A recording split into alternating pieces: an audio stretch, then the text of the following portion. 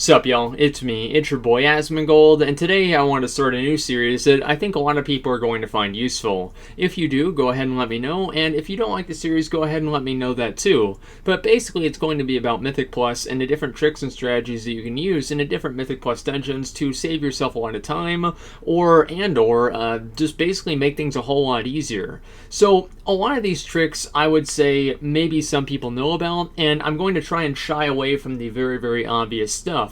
But things that I think are going to save a lot of time that maybe a lot of people know about, but not everybody, I'm going to include them in the video. So this is going to be kind of like my test video. I'm going to show you guys 3 different little things that you can do in the different dungeons. And if you guys like this style of video or whatever, go ahead and let me know and I will keep making them. But if not, I'll think of something else. Anyway, the first one here is in Court of Stars. And by the way, before we start, I do want to say I'm not going to be showing anything that is like just a pure, like just flat out exploit, right? If this is like something that just completely changes things or whatever, I'm not going to be showing it because I just don't really think that that's what the channel is for. It's just going to get it nerfed, and I don't want to do that.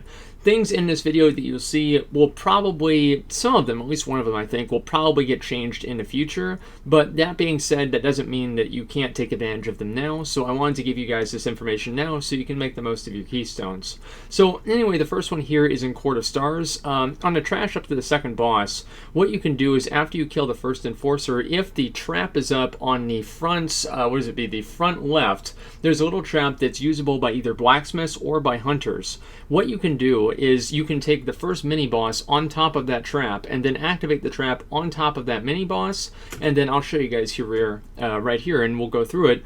Is you activate the trap on top of that mini boss, not the enforcer, but the ad that the enforcer spawns, and you activate the trap on top of the the mini boss, and then the activation of the trap summons a second mini boss, and you can kill 2 mini bosses with the same trap. Now, things can get a little bit more complicated whenever you're actually fighting, the enforcer is on the other side, and so you have to fight on the other side, but the trap is up. So what I would recommend for you to do is if you're the tank, go ahead and aggro the enforcer and pull her all the way around the boss towards the back of the room, and then circle her around. Now, the things that you really have to watch out for here, depending on what Mythic Plus level you're doing, is how much damage the fell detonation is going to do. Now, the second trick in here I'm going to show you guys is how to avoid the damage from the fell detonation entirely, and I'll show you guys that actually right now. So as you can see right here, as soon as she casts fell detonation, I go ahead and I line of sight it. So basically the trick here is all you have to do is whenever the enforcer casts fell detonation is you just walk around a pillar to where you're out of line of sight and the damage won't actually hit you. Now, one thing that you do have to note here is that this is mostly about your tank, and so make sure that your tank knows how to position the enforcers in the right spot. Now, back to the first trick here, we just killed an enforcer, so obviously that summoned one of the mini bosses. Now I'm aggroing the mini boss, so she's standing right on top of the trap. Make sure she's standing right on top of the trap.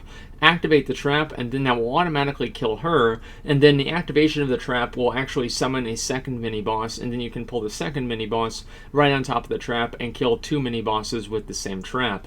Now, this saves a ton of time, and this is doable again by somebody who is a hunter, or also by somebody who is a a hunter or a blacksmith. So if you don't have one of those, you can't really use this, but if you do, obviously you can. And again, the enforcer is very easy to deal with. All you really have to do is just LOS the fell detonation. Now, this is really not that big of a deal, honestly, but it really matters a lot more in high level Mythic Plus because the detonation is very heavy, consistent AoE damage. Now, I'll go ahead and go to the second one here, actually the third one, which is over here in Arcway. Now, Arcway is usually a pretty forgiving timer, but if you want to do it on a high level, obviously it becomes a lot more difficult. So the exploit here, I don't really want to say the exploit because it's not really an exploit, and I just said I wasn't going to show exploits, but in a way, some of these are very good, so they kind of border on it.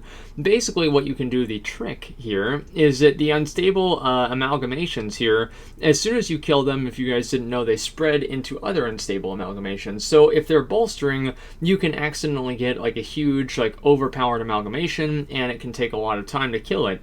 And also the ads can be very deadly. But what you can do is after you kill the first, I guess like just whenever they're one big glob, after you kill it, and then after it splits up, you can just leave the dungeon and then come back in.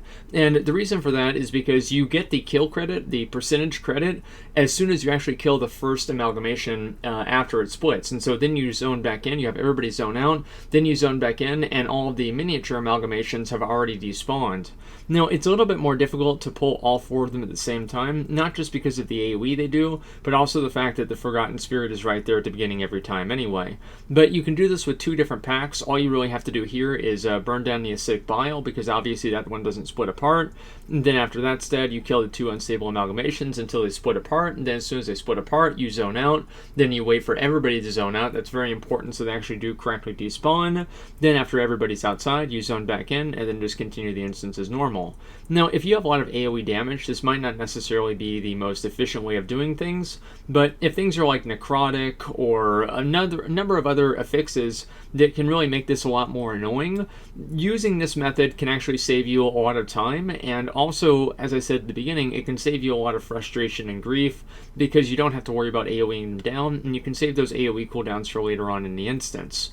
So anyway, guys, these are the 3 different tips that I wanted to show in this video. I kind of wanted to make them a little bit shorter. In the next video, if you guys like this one, I will share a little bit more tips, but these are 2 of the best ones that I thought to lead the series off with. And so if you liked it, go ahead and let me know. If you didn't, go ahead and let me know. And if you have any, I guess, like any input or any other tips that you'd like to share that I can show in my videos, I would be more than glad to see those too.